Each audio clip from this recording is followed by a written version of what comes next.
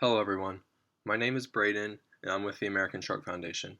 I'm a second year occupational therapy student at the University of Kansas Medical Center. I'm currently on my level 2 fieldworks. So at American Stroke Foundation, the fieldwork students have a thing called life skills or life skills presentations.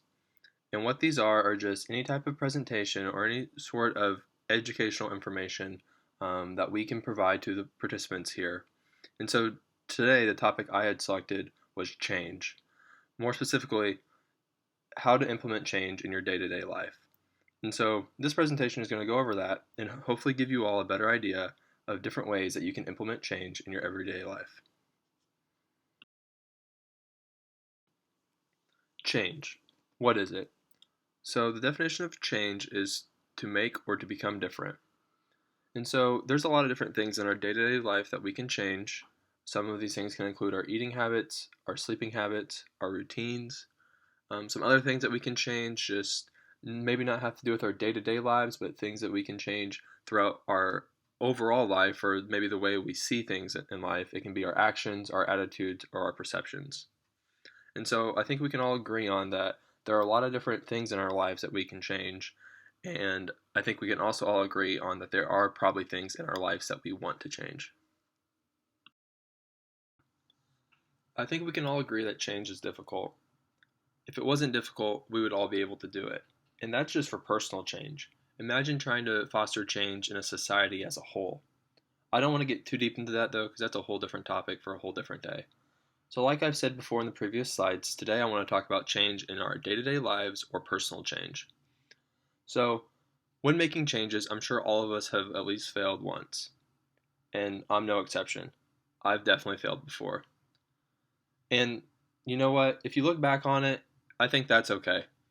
We can learn from our mistakes or maybe our failures and take what we've learned from those experiences and take that and help us implement change in our day to day lives currently. So I'll dive a little bit more into that in the coming slides, but I think one important note to make is that change is much more attainable when we break it down into small steps or baby steps. Before we get going too much here, I just want to let you all know that these ideas are not mine. They're actually pulled from a book called Switch, and Switch is by Chip and Dan Heath.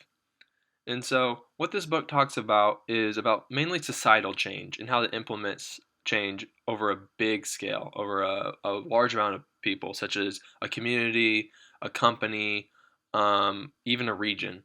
So, these topics within Switch, though, I believe can be implemented into personal change. And so, that's what we're going to talk about today.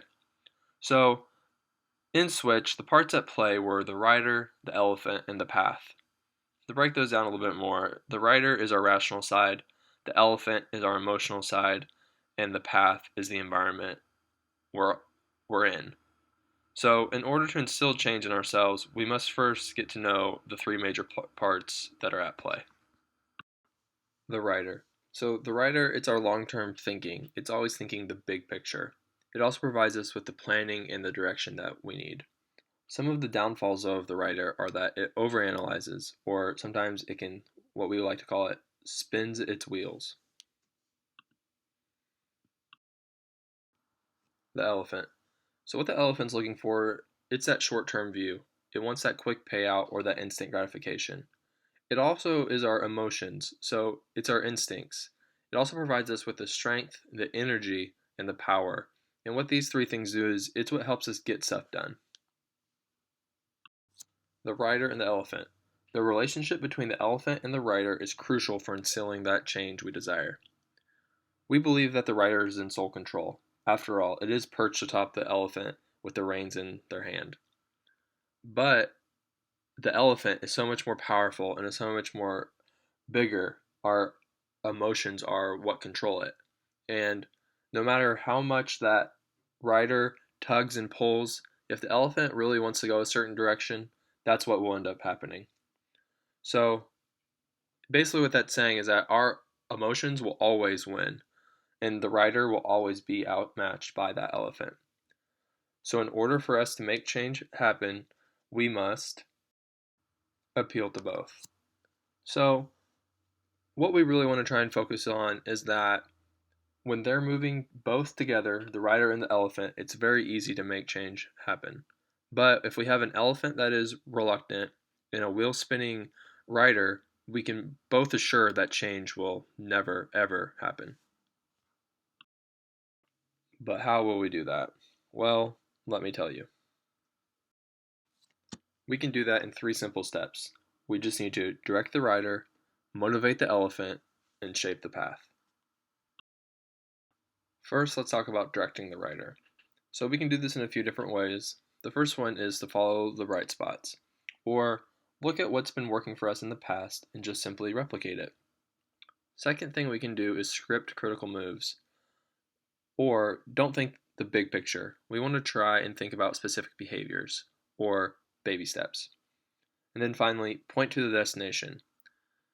When you know where you're going to go, it's much easier to get there. It's also important to understand why we want to get there or why it's worth it. So to have a clear direction and clear understanding of where you want to go and why. So an example of scripting critical moves would be, let's say you have a goal of, I want to lose weight. That's a great and very noble goal, but it's also a really bad one. It's not very specific. There's a lot of different ways that we can lose weight.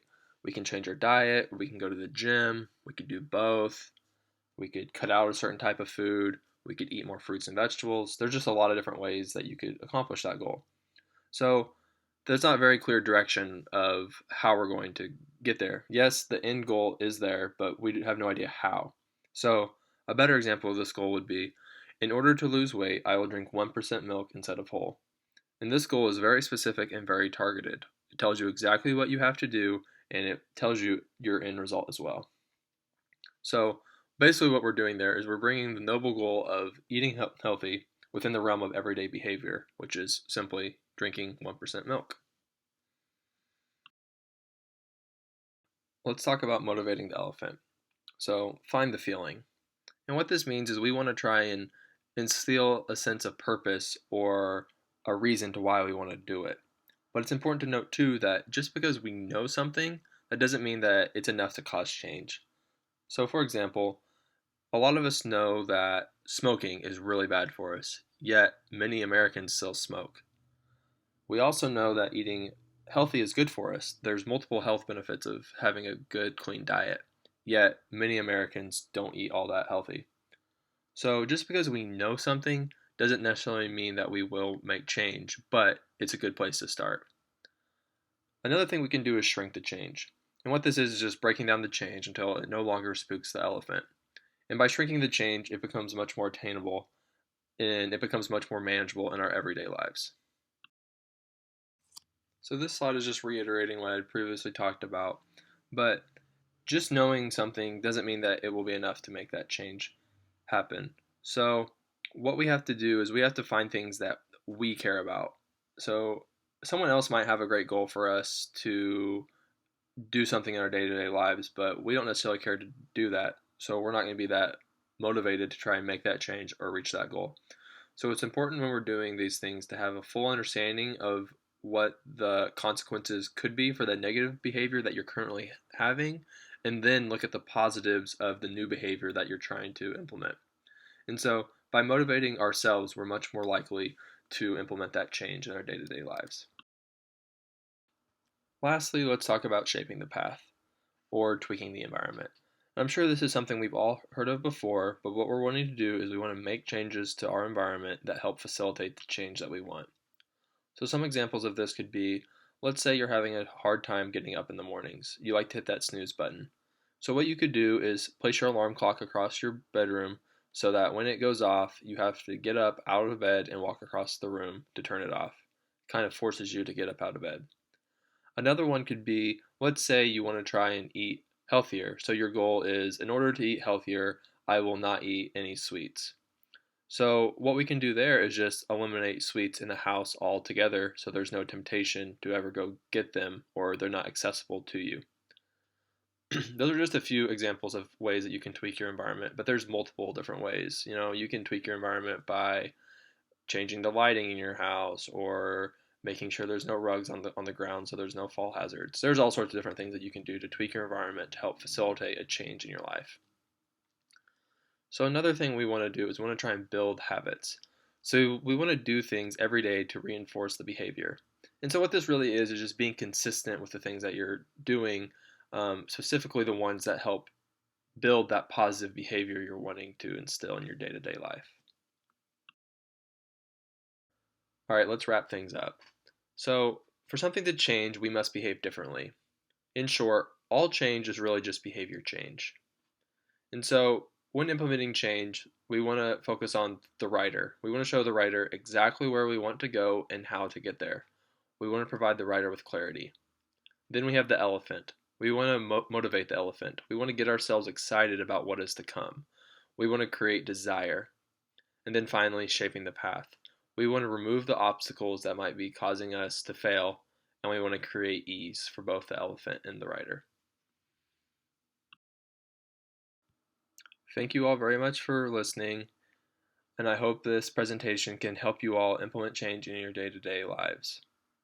If you have any questions or anything, don't hesitate to reach out. And if anything, just know, take those big, lofty goals you have and break them down into small, easy, simple steps.